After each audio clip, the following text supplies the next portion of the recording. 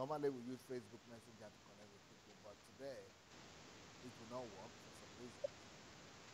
Uh, but uh, but thank God we're able to find an alternative method because today's topic is so important. I'm even thinking Satan himself is afraid of today's program, and I think Absolutely. today's program is going to be historic. It's going to be epic. So let me quickly introduce you to the topic of the day. We are going to be reviewing my book review on this book, Insulted by Ungodliness. That's the name of this book, Insulted by Ungodliness. Insulted by Ungodliness.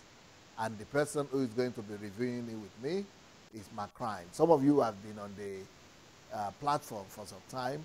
You probably know who Macrine is and the husband, Haruna. They've been very, very active. And so they are the ones who are going to do justice, who are going to help me do justice to this topic today. I hope you people are hearing me well. I hope the sound is okay.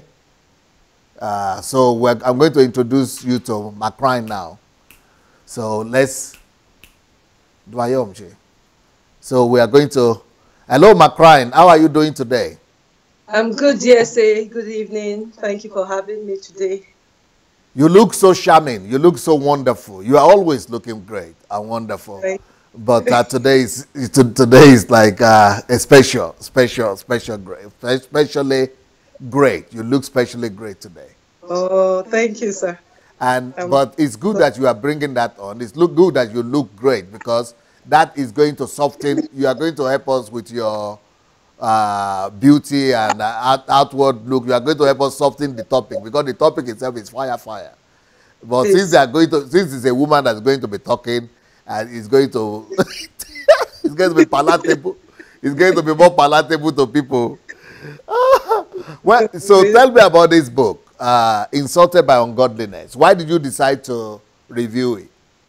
Yes, when I first read this book, it spoke to me in various ways because I was like, oh, we've been insulted. I didn't know that all I've gone through and all we're going through as a church, as Christians, is insults until I read the book.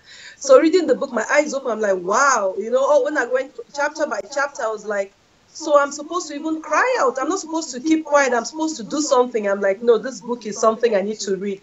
And I read it, and I think I put it out there. Everybody in the house should read this book. And I began to say to my kids, yes, by the way, why we go through all your materials is because we also use them as devotion in the house. Beautiful. We use them as tools to teach ourselves, about life generally. Because I sat with my children, I said to them, don't you ever shy away from speaking out when you're oppressed, when you feel cheated. You have to talk. I gave them the story of Malala. We talked about all the examples you gave in the book. I said, if people keep quiet, we will forever remain where we are. So rather than us nagging and moaning and just, sitting in our corner and just complain even about society, about the government, get up and do something. That's what this book is all about. I think everybody has to read this book, and every child that is of age to understand reading. Like my children said to me that DSA's books are not for adults, they're for everybody. Yes. So everybody read and understand. It's clear English, easy to understand. Everybody should read it so that we can all cry out and fight and return, retrieve all that's been taken from us, restore the body of Christ, restore our societies, especially our nations, especially Nigeria, where I'm from. That's why I chose this book, DSA, because this book is appropriate for our time now, in line with your messages, because we are all insulted, especially those of us on the DSA platform. I believe that we're here because we have felt insulted by one thing or the other, whether it is abuse of the church, from families, from all kinds of things we've gone through as a system, especially back in Africa. We need to cry out, we need to speak out, we need to make a change. So that's why I chose this book to review today, sir. I want to ask a question that not too many people see the importance of answering this question. They think it might not be so important, but I'm going to ask you this question. What is the emotion what is the emotional experience? What were you feeling as you were reading the book? What were the emotions going through you? What were the feelings from one chapter to the other, from the introduction to the, what were the emotions passing through you before we now go to logic now? Yes, sir. I felt when I started reading the book, I felt that I've been insulted and I've been quiet, which means if I don't help others, they'll also stay so. So I was like, why have we been taking this thing for so long? Why have we been oppressed and keep being oppressed and just sit in the oppression and clap and cheer the oppression on and grow it? Why have we accepted it? I felt strongly about that, and then when I read the examples, I'm like, these are human beings like me that made a difference because they couldn't stand it any longer. So they had to cry out, they had to speak out. So what am I doing? What is my use if I'm just going to join the bandwagon and just complain or just assume nothing is wrong? No, it's not going to be so. It can't be so because we've got generations after us that we need to put on the right track. So I said to myself, if this man, because when I was reading it, I made notes in my phone because I read it even when I'm in the car, when I'm like waiting to pick up someone, pick up the children or doing something, I'm delayed, I'm just reading it. So I make my notes, I highlight, and then I also make notes in my phone. And I said, the examples you give, and I said, okay, even DSA has made his own because he has cried out, he has spoken, and we have now heard him. So that's, if I didn't hear you, sir, and I didn't hear, starting from you and the others that followed, like Mayowa, like so many other people on the platform, there was Sarah people talking, them Dagnet, Before now, I didn't know. I thought I would manage all of those situations I was going through. But no more, So I felt emotionally really, really wrecked that we just managed life when we could make a change. We come out of it and we could, we could challenge it head on without fear or favor. And fear for what? Perfect love cast out fear, and God is love, and I've got God in me. So what am I afraid of? But I didn't know until I started reading these books, until I started listening to these messages, until I met you, so to say. Sometimes I cry, and I hope I'm not going to cry just now because I'm like, no, we have to come out. I wrote in my notes, I said, I'm insulted by injustice in the church, using the name of Jesus to insult me, his child. I wrote that in my phone, and I said, every one of us here is insulted by injustice and ungodliness, either by family, by church, by society, in one way or the other. I remember a caller some months ago that was dyslexic that did not know, because we don't know that in Africa, how he was abused by his own family and all of that, So I wrote all of that. I said, but we can't keep quiet, so that others can also be helped. That's just the emotional thing that's attached to this material, DSA. What about, I think I saw other emotional things there. For example, as I was reading I was writing the book, and I saw, for example, let me just show you my own experience. When I was writing about Malala, that was very emotional. Absolutely. Wilberforce, that was very emotional. So, and Malala especially at the age, and that's why I started with her, at a tender age like that.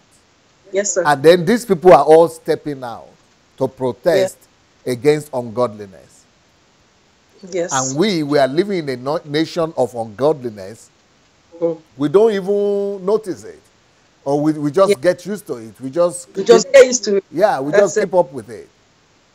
So, So when you reading those affairs and those things that have transpired in our world, one time or the other, and you are a mother. Yes. And then you have small children, you are a mother, you've passed through some things. Yeah, what are the things going on in your mind in those times? Like you said, we just get used to the situation. Reading about Malala, I remember my husband's brother, his elder brother, and I, we talked about this Malala when the thing happened newly back home in Nigeria. We're like, how can that be? When I read this book, a 14-year-old girl, defied, in the face of possible death, she was shot at, she didn't even deter. At that age, that's the most amazing thing, Girls will still go to school. It doesn't matter the decree the Taliban put in place. She went on. That is something that should wake us all up, And Even the scriptural ones are so heartbreaking too, because like Gideon in the Bible, he was supposed to be a coward, you know. The Midianites were oppressed and all of that. But that same Gideon, he felt insulted, you know, by the worship of evil that was going on around them. So much so that at night, even without the fear, you know, he couldn't do it by daytime. Carry just 10 men. They went and pulled down the altar of Baal, cut down the groves and all of that. That was emotional as well. It was even only in this book I realized that William Wilberforce was 21 when he entered the House Parliament. of Commons. Yes. Yeah, to fight slavery. So people don't just keep quiet in the face of oppression, in the face of ungodliness and injustice. People cry. I remember Ken Saro-Wiwa, because you mentioned the Ogoni. Yes. They keep going through. It's one of the generational levels, you know, of oppression. Their land, their water. I served in Akwa Ibom State, though my service was cut short because of, you know, the ill health, ulcer, and all of that. But I served in Akwa Ibom. Even roofs, you know, like chip off because of the salty nature of the water. The water is destroyed by the oily nature, you know, the fish is destroyed and everything. So their own inheritance by birth, you know, is like taken from them. And until they had to cry out, you know, there was no form of compensation. You know, so anytime we just accept the situation we're in, they were not helping ourselves, and above all, we're not helping anybody. The society just keep going to crumble and crumble and crumble. People must cry out. I remember the Michael Brown, the black boy that was shot by the white policeman in America, in Missouri. Yes. You know, Ferguson, you mentioned that in the book as well. And that led to the Black Lives Matter campaign. You know, and they are making impact now. The Parliament, Parliament of America is talking about better policing, putting cameras, you know, checking on them, putting checks and balances. If they kept quiet, you know, the black life will still not matter, like the Rosa Parks of, you know, those days. So we must speak out. We must speak out. And what you are doing is just like all the examples you gave is the same. You should have put your name in the book, because really, you're one of the reformers. Yes, DSA. Because I put your name in my list as I was listing it. You know, your journalist, the pen is mightier than the sword. You know, and that Wilberforce used the pen. He was talking, he was writing, he was fighting. It's touching. So I said, none of them has two heads, or none of them have anything more than me. Like my book, your book. I still call it my book because I love that book. No one is better than you. I made a video of that. You know, so we're all the same. So if they can cry out, I can cry out. If they can stop it, I can stop it. And that's why I love what you're doing. I love what you are doing. And it takes courage, it takes boldness, and we have blessed that from you. You can't be stopped now. It's too late. Macrine, I know I mentioned before the program a friend of mine who used to be a minister or maybe a pastor in your church, and who knows you very well.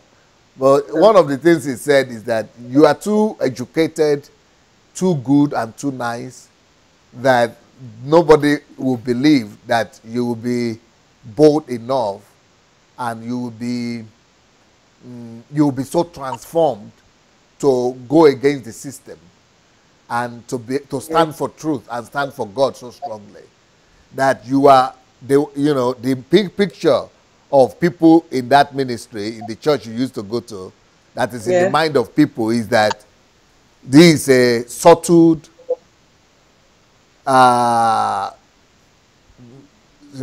obedient member, faithful member, fanatical, committed, member that nothing can ever go wrong. But that that you will stand for truth like this, that the transformation in you yourself alone, that is enough to make all the people who knew you before to say, before these people can become like this, it means she has encountered a higher level of truth. I agree with him. He was my pastor for at least over a year. And I served at those capacities under him. And, he would say that because he knew how dedicated I was, my family, how we were, how dedicated. And so when that church, that branch was built, we were part of putting up the structure that financially, because I do rentals back home.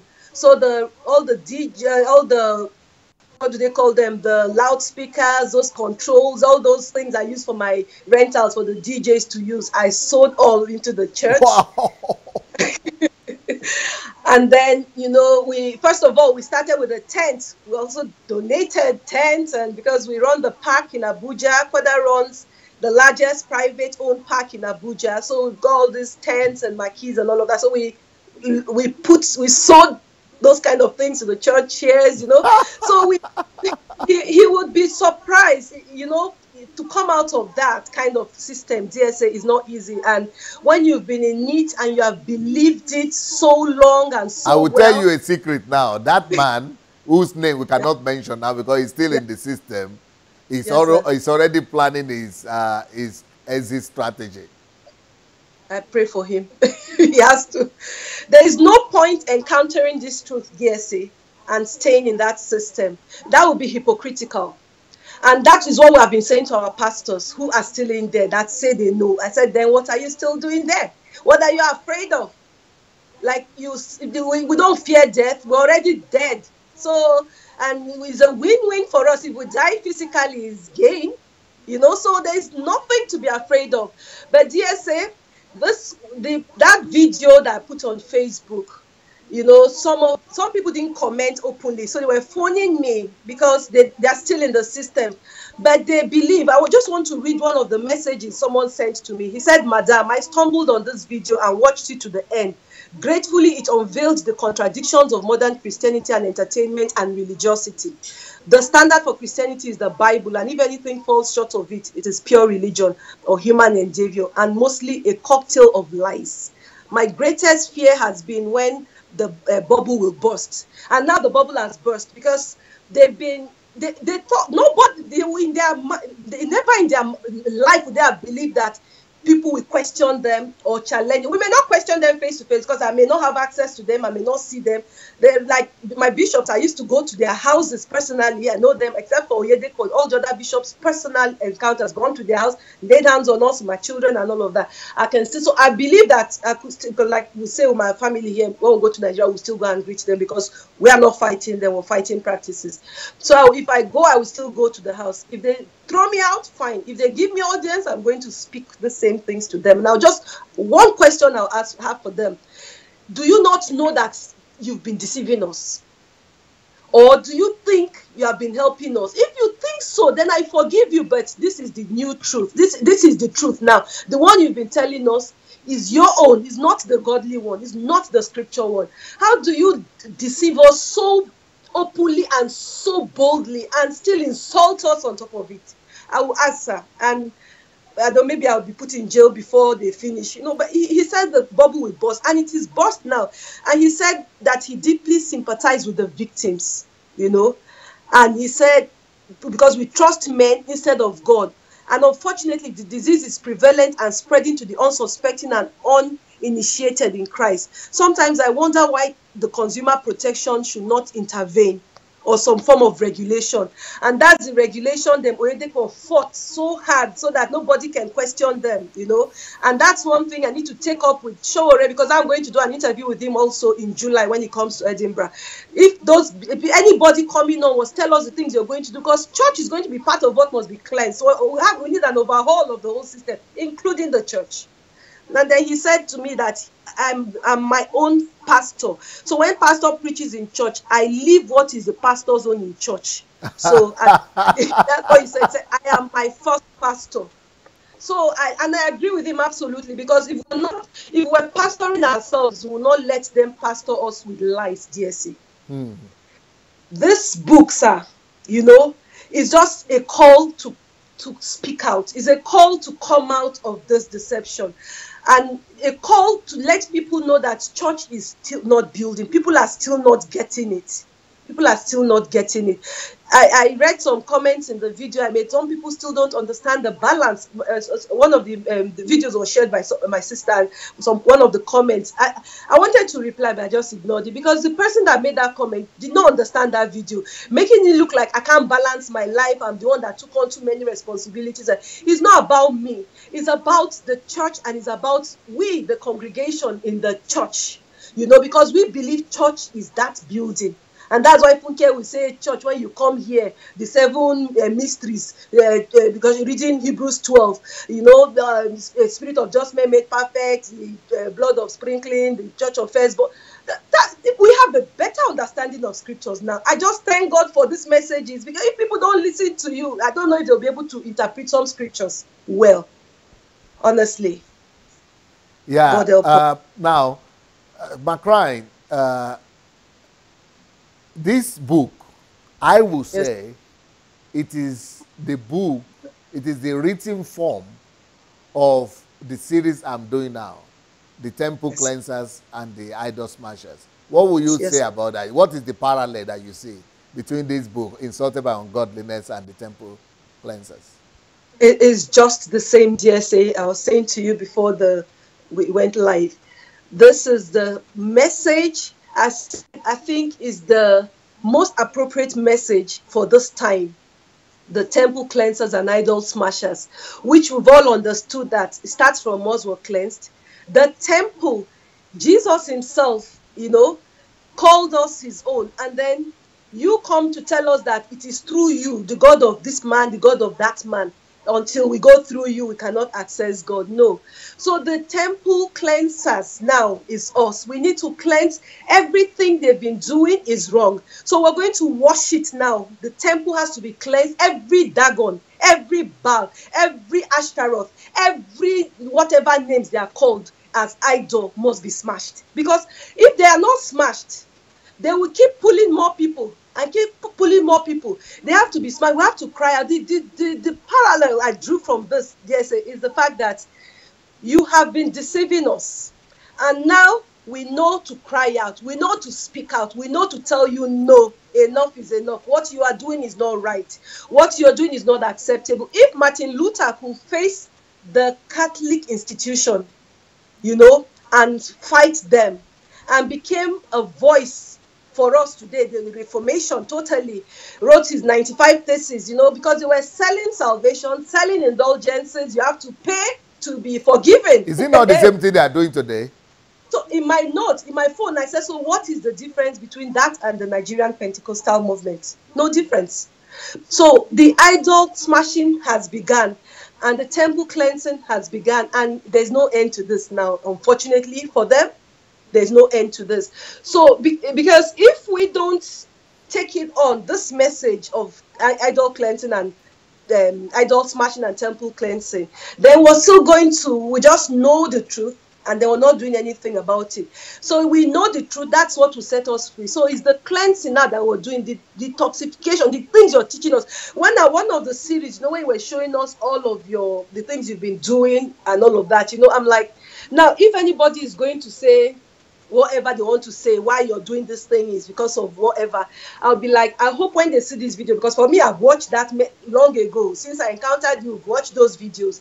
So this is not a man that is hungry, that wants sympathy or wants attention or wants fame, because his fame has passed. They can't dream of it, they can't meet it. But until I see them in the Japanese parliament or in the Israeli Knesset, until I see them there, then no. So this is not, they're not, if it's me writing this, they could say anything. If it's maybe any of us that our CVs are just 1 or half page, they can, you know, say that. But coming from you, it is time for them to get their acts together, because we're coming for them. One of the pastors that was commenting on the video, and my sister took a thread with him and they were going back and forth and back and forth. I just said, I believe that he's just preparing for his own private jet, but no, the market has closed, because we're even collecting the ones that are available to sell and bring to the apostles' feet, so that there will be no lack in the church. So anybody that is still having hope of buying his own, no, it's not going to work again, because we have been insulted by ungodliness and we are speaking out. And this book, DSA, I don't even know where to start, because every chapter is a message. Every chapter should stand by itself as a book. We start with you know, through scriptures, because and the good thing about these books, you know, even a non-Christian can read it and be happy, because it's not a religious book. It is fact, reality, what affects my life, my destiny, and my eternity. That is what this book is about. So if I don't cry out, then my children are going to suffer. If I don't speak out, the generation unborn is going to suffer. So what will I tell God when I stand before him? That I knew and I kept quiet. When they are giving you your crown, DSA, because you spoke out, I want to wear one too.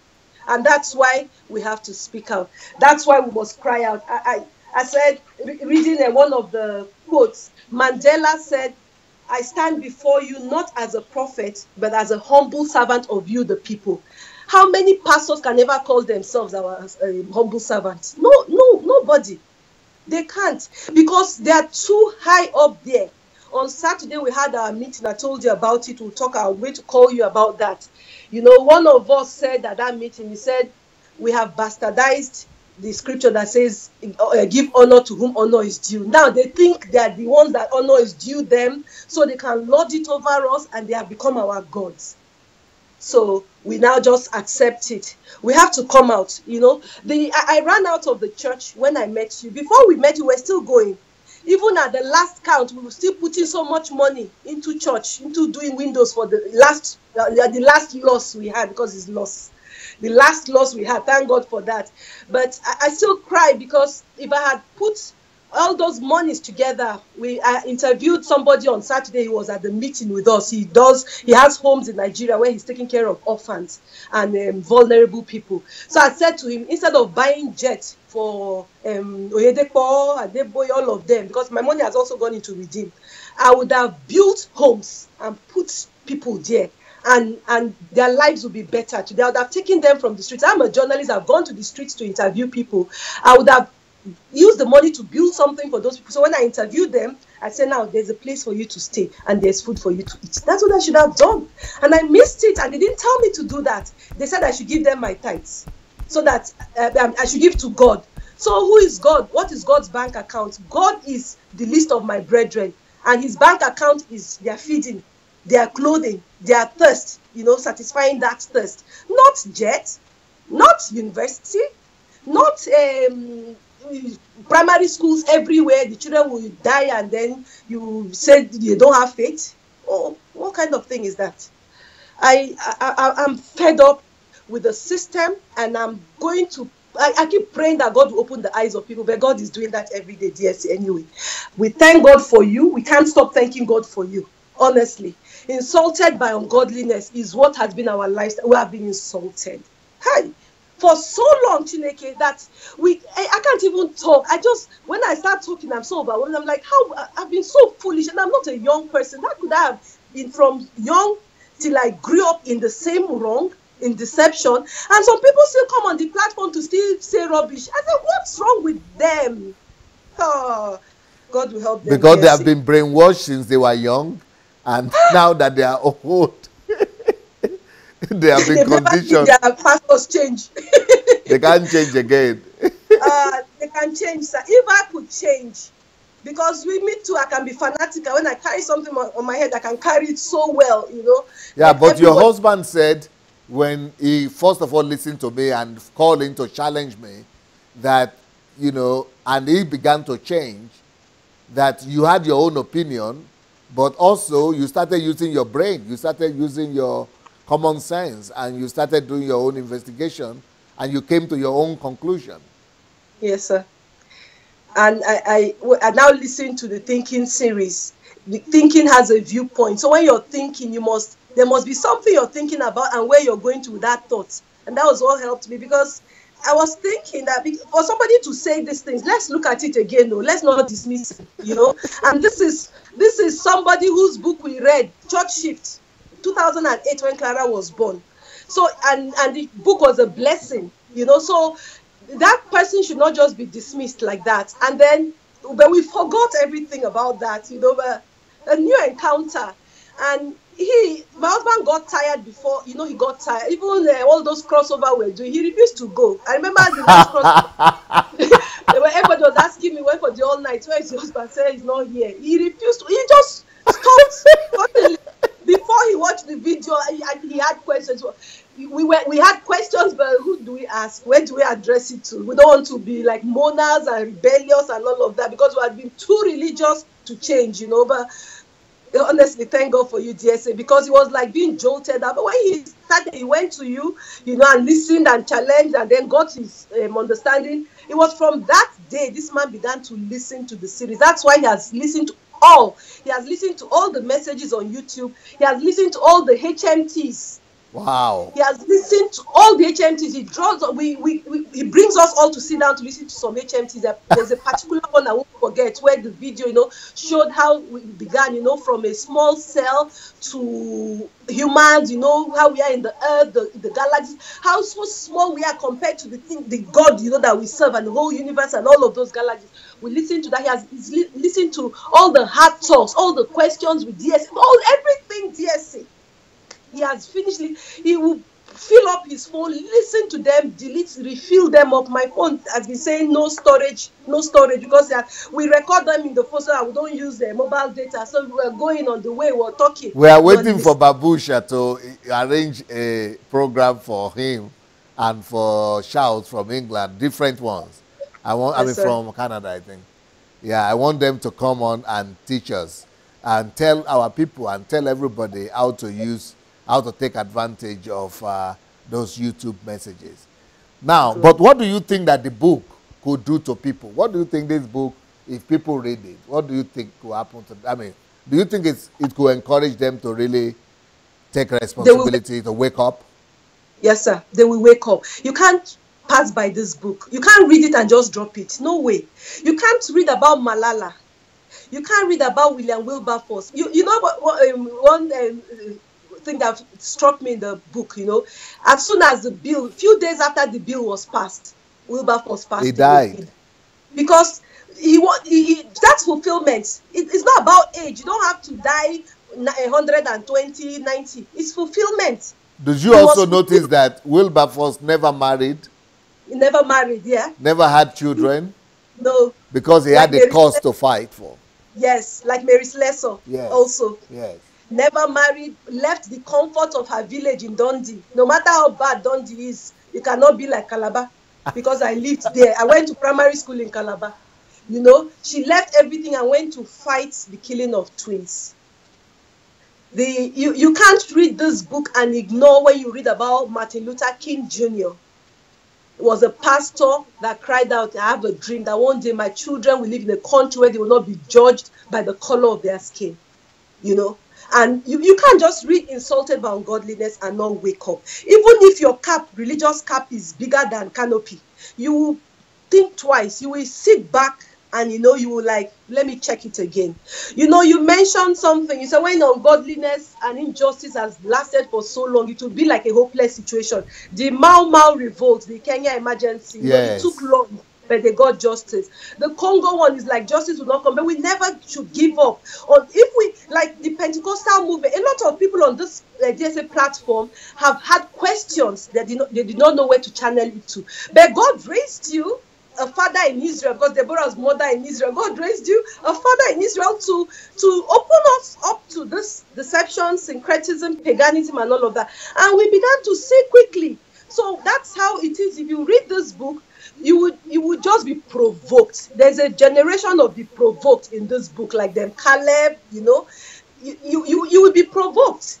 You will not just sit back and say, oh, I've read one of DSA's books, and that's what counting numbers, taking inventory of how many books you have read. It's not so. It will make you to do something. You can start from your house, because my husband started with us, to help us to open our eyes, and then he finished with me and went to his children. And but what do you think made your husband to already be dissatisfied? Is that Insulted by Ungodliness, even that time, even though he didn't know about it that time? Yes, sir. Or what do you think was the factor in his own case? There is insult, pressure. Right here in Edinburgh. My husband he never stays. He's always going to Nigeria. He's always in Nigeria. Just comes and goes and comes and goes. When he's in Nigeria, he doesn't miss the prayer hour, which is in the morning, 5:30. That's not just connecting online, going physically to church. Wow. Then he will not miss the evening one again. What did they call that one now? Evening dew. Yeah, our own is hey, I'll remember. So that one we go out, pray, and then also go out to share flyers, go out for evangelism. So you can imagine, and you're a businessman, and then morning you finish. When will you wake up and do your morning devotion? Pray and encounter God in And the. even your own work, your calling, when will you go and That's do your yeah. work? Yes, yeah, because you've not faced God to pray, then you've gone to church, you're already tired, you're yawning throughout the day when you're doing your business. And then before you know it again, it's time to go again to back to church and all of that. So one will get tired after a while anyway. And then back here in Edinburgh, when he's here, he's all the Saturday from morning as he gets up is to go to church because he'll pray, then go out, then they need to sprinkle the chairs, spray over the chairs so that people will come and sit down. Idolatry. Sometimes I'm ashamed to say the things we have been doing, DSA, honestly. Idolatry. Idol smashers. This is just the message for us, honestly. So Caleb felt insulted by, they all went out, 12 of them, and then 10 are bringing evil report. He was angry at the 10. He was angry at the people that did not believe in God. He was angry he tore his dress. And you explained to us that tearing your dress, is a form of deep anger, against a situation. So he was really angry at that. So he said, but we're well labeled. Let's just go and take this land. So he felt insulted, and he will not let it go by, and he entered the promised land. When many years later, when it was time to share inheritance, he told Joshua, he said, you remember how it was with us when we went to spy the land? Give me this mountain. My strength is like how it was, those many 40 years ago. I'm still as strong. I can still do it. So give me this land. These Anakims, I will drive them out. He got it for his inheritance, Hebron. So and when you feel insulted, you want to push. So I think Kwada felt tired at some point. He began to feel that, and especially when you're doing all this idolatry, paganism, and religiosity, doing all the church things. He was, when the church we moved church, because he's an architect, he helped to do so many things, the construction, the demarcation, all those things they were doing. He was working with all the workers. He was not around at all. I felt like he was in Nigeria. He was in town, but he was not at home. He was busy doing all those things. And I think he got tired. And to crown it all, it's not because anybody wants to be appreciated when you're doing the work of God before. Well, that's how we think, But then they still make the demands and make it look like, oh, it's your responsibility. You have to do it for your God or else, like you can't be blessed by God and all of that. So that is frustrating. When you know that you work hard, you do your business, you make your money, it's not because you're sleeping in church. It's because you're working hard. Because if you don't work hard, if you sleep in church for the next 100 years, nothing will happen. There'll be no change. Yeah. So he got tired of the system. He got tired of the arrogance of the pastors, the way they talk. I heard somebody say, this was one of our pastors that has left. You know what they told him? They said, have you ever seen anyone leave winners and succeed and progress? I'm like, oh my God, what wickedness. So is it their prayer that when you leave, did people not come to winners from other churches before? Some of us were from Catholic, my husband was from his Orthodox, EYN. People come from different denominations and join you, and then you say when they leave, they can't make it. How do you talk like that? What kind of a pastor will escort people with curses rather than blessings? Then it's upsetting. He had heard all of those things, and he got fed up. He got fed up, DSC, and he just wanted a break. And me, when he stopped going to church like regularly since December, after building the last loss we encountered, I was like, it's too late to turn back. It's too late to stop. He will not even, he couldn't be bothered. He just won't go. The crowning was that end of the year. He refused to even go for the crossover, which is our ritual. We must do that so that we can be blessed into the new year. As if the Dangote are going for crossover and Otedola. So if that that's why I post all these videos, because we keep posting because somebody will encounter just one day, because it was a post somebody posted, you know, when you talked, when Adeboye rewrote Psalm 41.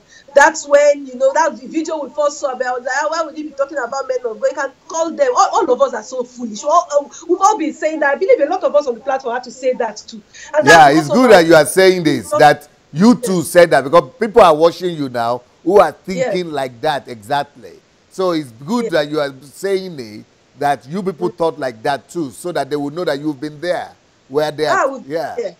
Yes, we've been there. We thought so too. You were phoned. My husband phoned you. Anybody can find the video. I know he knows the name of that video. He even knows the minute mark on the video when he called you on that. You know, so you know, because when he tells people about it, he says, "Go and watch that." Because it's not as if we did not ask. We've asked questions and we are satisfied with the answer. You know, like when somebody called him to challenge him, he's a pastor from Nigeria. He said, "You're just looking for cheap popularity." My husband said, "No problem. If I am looking for cheap popularity, you know you cannot say that about DSA." So he started giving him your dossier, your CV. He said, "So what is DSA looking for? If I am looking for cheap popularity, what is DSA looking for? What is it looking for?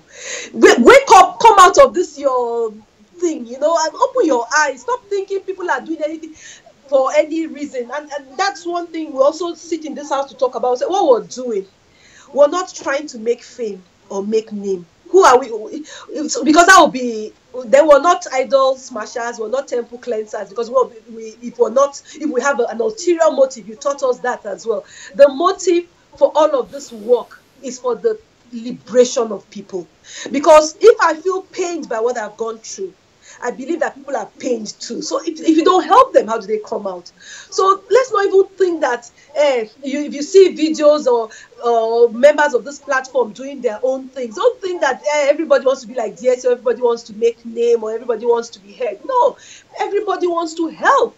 We have, because we've all been insulted, and the more our voices, and that's why we love you, DSA, because you're such an encouragement. You keep pushing us. No pastor, African Nigerian pastor, we want to encourage you to do what he's doing. Use his materials. No, I'm sorry, I'm speaking outside. It's not possible. Not possible for us to be sitting with you like that, talking with you, you that sit with big people, we small us, we sit with you. How? What do we in Nigeria when they are surrounded by bodyguards? When they are pastors are using bodyguards, and they'll give us Psalm 91. Pastors are using entourage, convoy. Humility has left church. Love has left church. What has come into the church is intimidation, threats, discouragement. People are depressed in church. Depression is more in the church than outside. People are sad in the church. People are carrying gloomy faces in the church. I saw a video last week. Somebody sent the video to me. People close from church in London, somewhere in London, and they were fighting, like exchanging blows. When I watched the video, he said, "Ma, what's your take on this?" I said, "They are frustrated." After church, because they are frustrated, they are sad, they are depressed. Church has not given any solution. I remember I listened to one of your messages, one woman that was at the verge of suicide. So somebody gave her your number, you spoke with her and gave her an appointment, and she said, no, she can't make it because she's going to church. And the church could not help you, and you are not going to church. Now you can help her, attend to her. In fact, when I was listening to her, I paused the thing to answer. I spoke out. I said, she's not ready. Let her go. Let her either commit a suicide or just stay in the church till whatever will happen to her, let it happen to her. I'm not interested in that woman. Then I continue playing the video.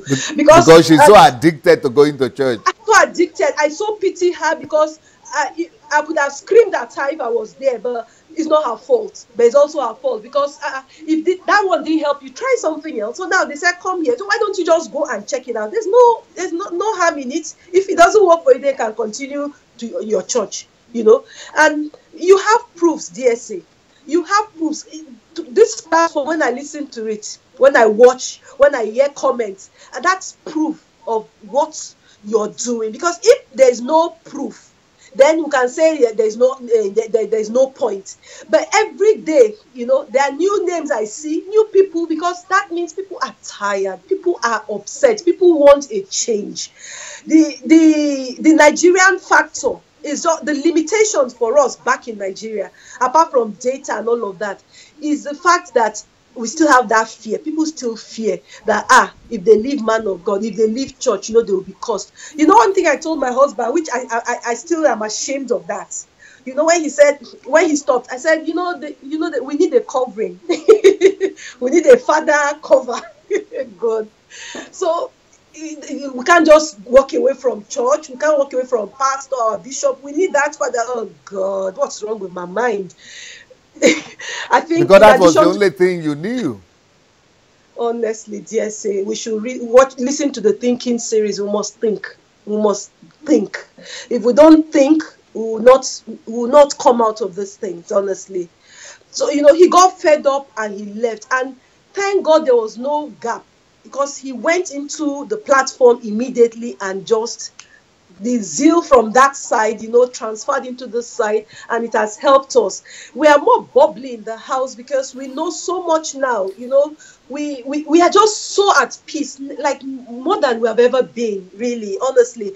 The joy, we had, like having children before, having some other benefits from God, is not compared to the joy now of no church oppression, no church pressure, no concern to serve anybody, rather than now our concern is God only, worship him in spirit and in truth, and no paganism, no idolatry, no syncretism. No, mantle will never climb my head again. Nobody will pray anything over any instrument for me to use again. I am a king and I'm a priest, ordained by God to reign on the earth. So nobody can tell me differently. But they don't tell us the truth. That's what differentiates you from them, DSA. And that's why we can't help but love you. That's why we can't help but get addicted to these materials. You know what my son said this morning when he woke up? I was reading on my phone. He said, Sunday Adelaja .something.org mentorship / he was just saying my 4-year-old. Because when we talk on phone, when we're talking to people, this is how to join the mentorship. And when he's watching with us, when he's watching with us, he hears it. So it's his song as well, Sunday Adelaja.org, /mentorship. My 4-year, I was just laughing. It's a song in the house because it's the truth, and we want to wake up. We have woken up. We want to keep coming out of it, and I'm glad that the children have come out of it as well. Before, if you say you're not going to church, my children will think we're going to become Muslims tomorrow, honestly, because we have religionized church to be, our God, the temple, the physical building is where we're going to. Jesus said, the people know we don't need to go to Jerusalem, John 4, to worship again. We don't have to come to this mountain. They that must worship God now, we do it in spirit and in truth. Yeah. What are we doing with building? He says we should not forsake the gathering together of the brethren. He didn't say we should go to church. The assembly, the gathering, the coming together, it could be anywhere, So, DSA, nobody can pass by this book. And I pray that everybody reads it. Because if you read it where you are now, if you read this book, you will be able to speak out. You will be able to help. You can start from your home, and then your family, your immediate family of spouse and children, and then your siblings, your relatives, and then you keep moving out like that. And like I say, when I finish any of my videos, I'll say subscribe, like, comment, share your experience with us. We can also do programs together. If some people have experiences, they want us to talk about it together, we can do that, so that as many people as are redeemed, as are set free, the better for us, the better for our society, so that everything will be fine.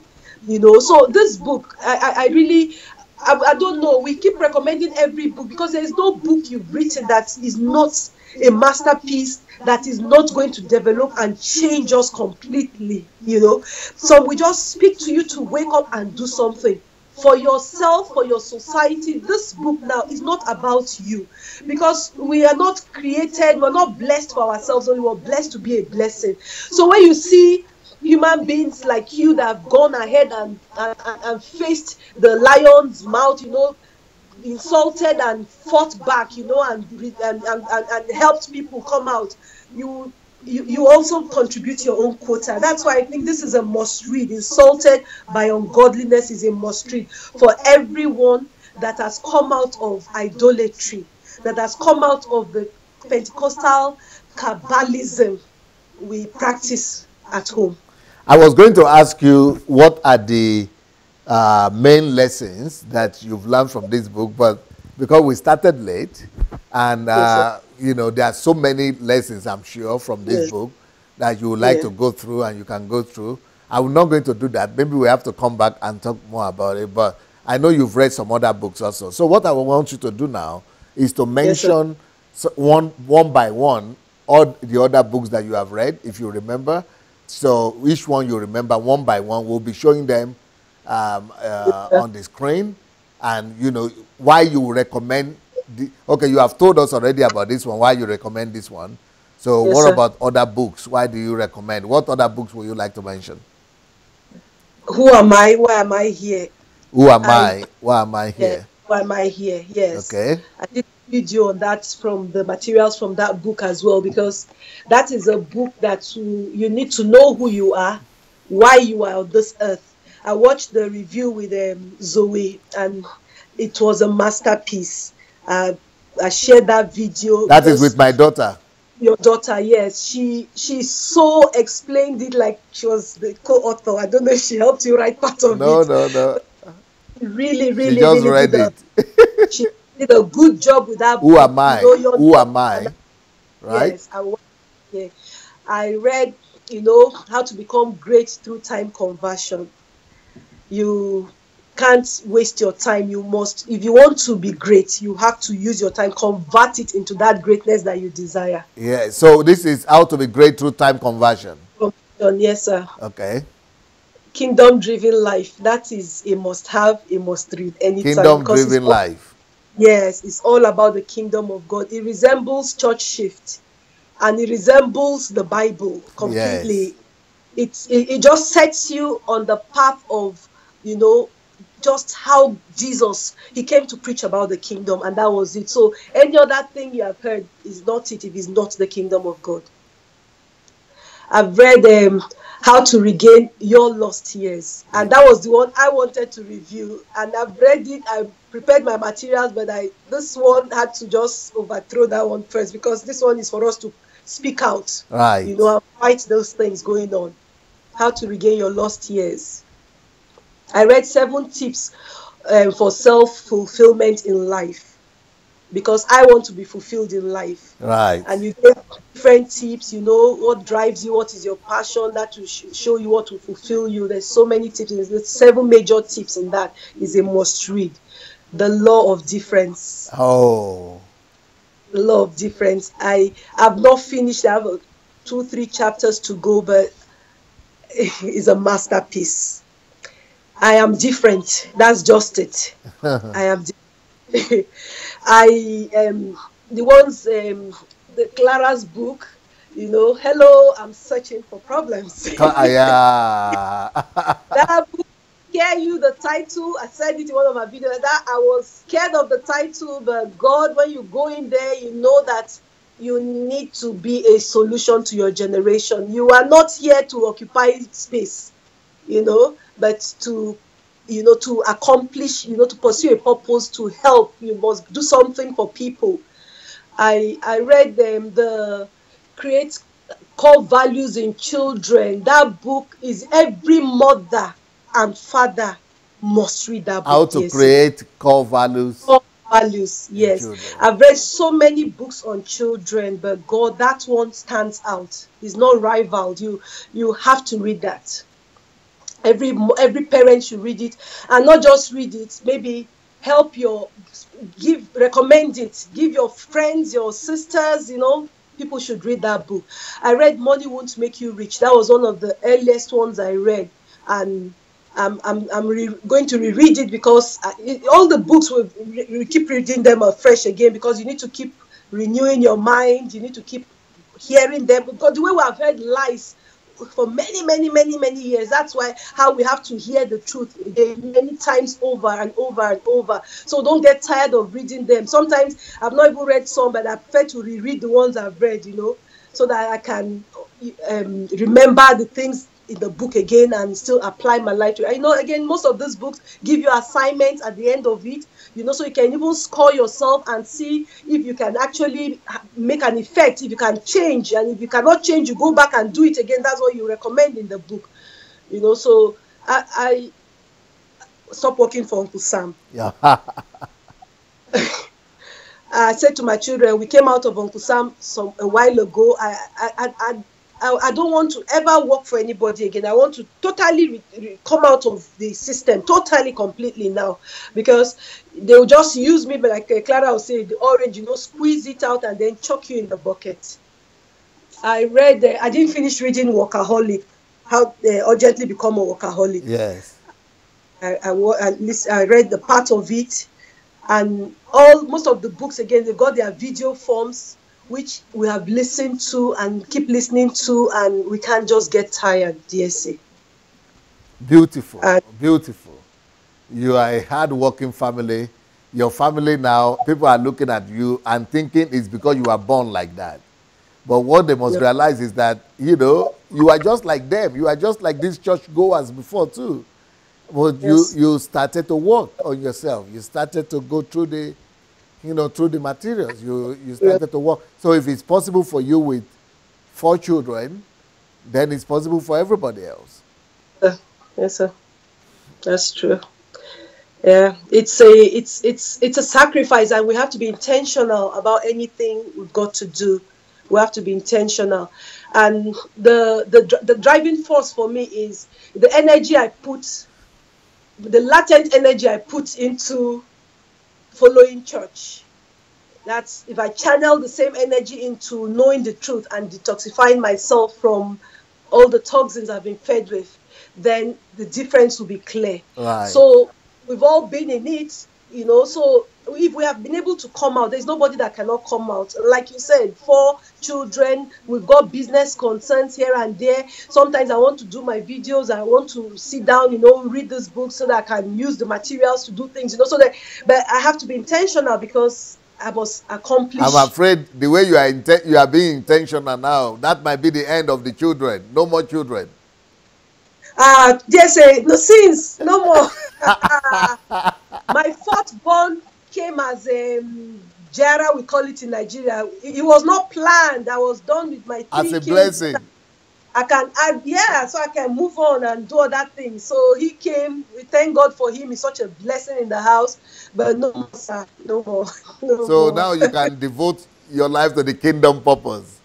To the kingdom. I was saying to a friend yesterday, when the last one is in like primary 5, I want to start going to mission field. I want to go to some parts of Africa and other places. I want to go save the children. It's a charity, so that I can help. I want to physically help, financially help, emotionally help. I want to be there in the field.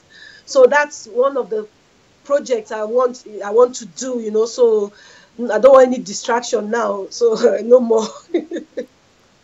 Somebody is asking, is everybody from your town or your village, like you and your husband, you are from the same town? Is everybody there like this, so passionate and so sincere like that? We're very hardworking people from my place. They call us the Igbo of Adamawa State, or the Igbo of the North. Because no Igbos are hardworking in their own right.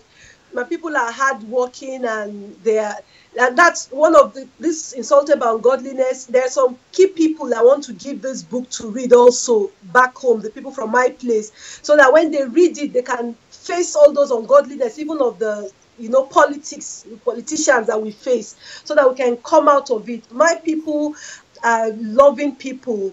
In spite of the devastation of Boko Haram, they finished my village, but we've rebuilt it. People have gone back home. Their farms are restored and all of that. They are hardworking people. Why is it that a friend of mine is an Igbo himself, is from Eastern Nigeria, Igbo brother, one of my disciples? Why did he say that the best Nigerians are in the middle belt of Nigeria, like Benue, Taraba, Adamawa, all those areas? That's what he said. He said he's from the east himself. He lives in Lagos, so he knows all kind. Then he comes to the middle, to the north and the middle of Nigeria. He said the middle people are the best. Why do you think he says that? Maybe because of our farming, because maybe he likes eating yam. You get that from the middle No, no, not belt. because of it. He's talking about people. I know. So the people are farmers, so they do the things he could like. The Igbos are very industrious and very ingenious, DSA, honestly. An Igbo man will not sleep hungry, except maybe he didn't grow up with his people. They are Yeah, ingenious that and is in industry. He is Igbo himself, industrious. but character, Igbos, they Character, have issue with character. But he was talking more about character-wise. character-wise, would I say, DSA, character-wise, honestly, it depends. I don't know. The middle belters are okay because I'm from the middle belt. We're okay, but it also depends on individuals. By and large, I grew up in Lagos, and I'm from the middle belt, so at least I know a fair share of all of us. I know that there are some parts of Nigeria that could backstab easily, character-wise, And why I think he says that about Igbo, sometimes we always all say they love money, so they can sell their integrity for money. Maybe Yeah, he is that's Igbo himself, and that's what he coming. says. Yes, maybe that's another angle it's coming from. Yeah. But so, well, that's another aspect, but that's still not a general view, because I think they're okay. I've got one of my closest friends in life. I call her my best friend. She's Igbo, married to a Yoruba man. And it was from her I started hearing about church deception, because her brother-in-law is a Babusha is saying that's a dangerous combination. Igbo woman marrying a Yoruba man. She's shaking her head here, sitting down. I don't know why she thinks that Igbo and Yoruba is a dangerous combination. I agree with that to an extent, because it's two people that will not want to meet on a good day like that. But she's got a lovely husband. But I remember how they used to fight with the brother-in-law who was a pastor in Redeem. And so if you start to say something to my friend, if you say pa before you say the store, she has left you, so she doesn't want to hear anything about pastor. One day she wanted to sell her car, and she said, "Don't cheat me." And the man said, "I'm a pastor." She just carried her car and left. She didn't even listen to me any further. She just walked away. That you're a pastor, I'm done with you. And that was many, many years ago. So when she started seeing me on the platform and all of that, she said, "Welcome home, my love. Welcome home." Are you serious? Yes, she was part of those that built Canaan land. She carried headbands on her head. They built Canaan land. She knows Oyedepo. But she has been delivered since. Since. So she's so helpful to me. She's the president of NAWOJ now, Nigerian Women Journalists. She's the president. She's a very, very effective person, and she's so happy for me that God has delivered me from this whole thing. So I love that girl. We've gone to my village with her. We go on holidays together. We go to Dubai on holidays together. Her husband, I wasn't married when we became friends, but her husband, trust me, absolutely, she'll come if he was doing a master's program in one university back in Nigeria. She'll come spend the weekend with me when he's away. We stay in my house and all of that. She's absolutely 100% pure girl. So, and she's Igbo. And her mother has taken me like her daughter.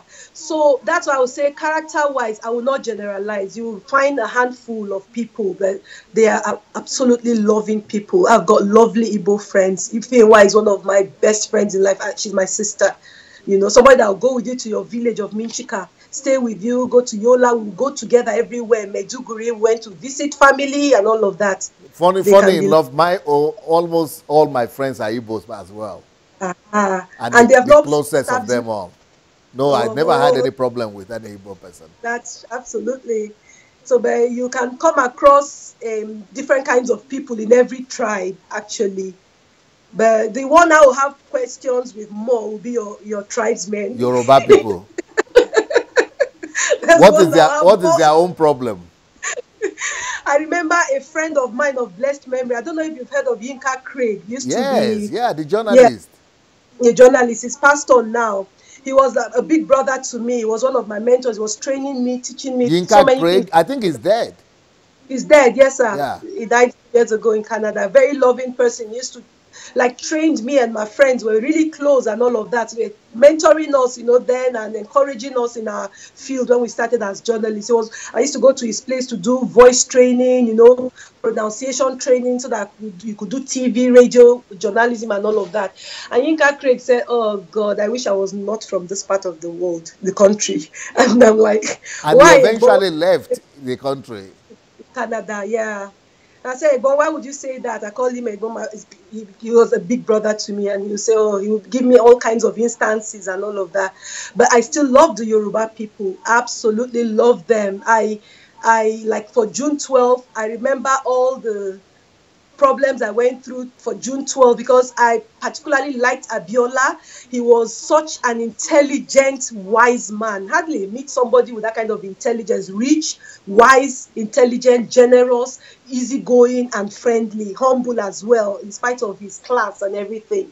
I was detained once because of stories I was writing concerning him and his wife. I was locked up in Alagbon over stories I wrote concerning Abiola. I was going to the house, having interviews with Kudirat and all of that. So I like the Yorubas as well, because I've made friends with a lot of them. But they are the ones that I will question character sometimes, because it could be shaking hands with him and he's putting a knife behind you sometimes, a lot of times. Wow. Much more. I've had bad experiences in some cases. That is what the Igbos normally say about the Yorubas, because they say that if the Yorubas had sided with the Igbos during the war, that there wouldn't have been so much death among the Igbos during that time. That's true. I still question my Igbo friends and Yoruba friends what the disagreement is between them. I heard a joke one time, DSA. They said they caught 3 men in Saudi Arabia drinking alcohol, and so they are not permitted to drink alcohol. Igbo, Yoruba, and Hausa man. So they detained them, and they were going to flog them. So they said they will grant each of them a wish before they are flogged, and their sentence was, I think, 150. They'll flog them 50 strokes of the cane. So they asked the Hausa man what his wish was.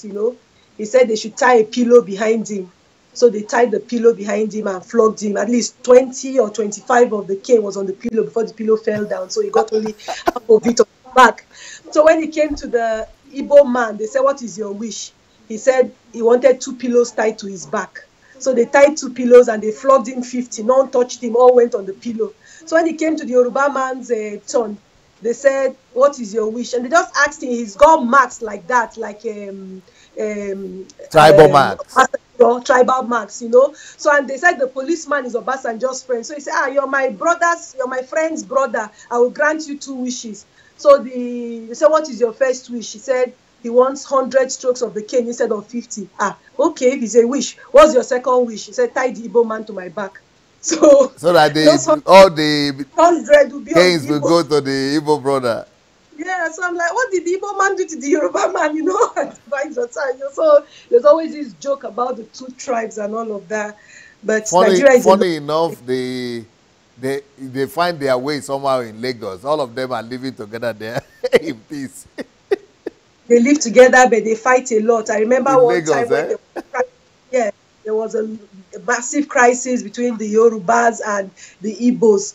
I remember then, say Ojukwu sent coaches full of Igbos to go to Lagos so that they can help their brothers, because Yoruba man will rent out his apartment in those inside of Lagos, rent out the apartments, rent out to the Igbos, rent out even the toilet. Now they want to use the toilet and the kitchens. They want to use it for free. The Igbo man said, "No, you've rented it out, also you will pay." And fight began, So they are friends, they stay together, but they fight a lot. Very good. Macrine, you've really done a good judgment. You've done a good job today. Unfortunately, our time has gone. We have to come back for the generation of temple cleansers and idol smashers. So I hope that God is raising up this platform to help Nigeria cleanse all those evils from our country, all those differences, and be able to smash all the idols so that we'll be able to build a great country. Thank you so much, Macrine. Thank you, DSA. We'll look forward to seeing you back again, because you've got to come back. No problem, DSA. Thank you. So thank you, everybody. In the next 20 minutes now, the next 20, 25 minutes, We'll be back. Peace. Bye.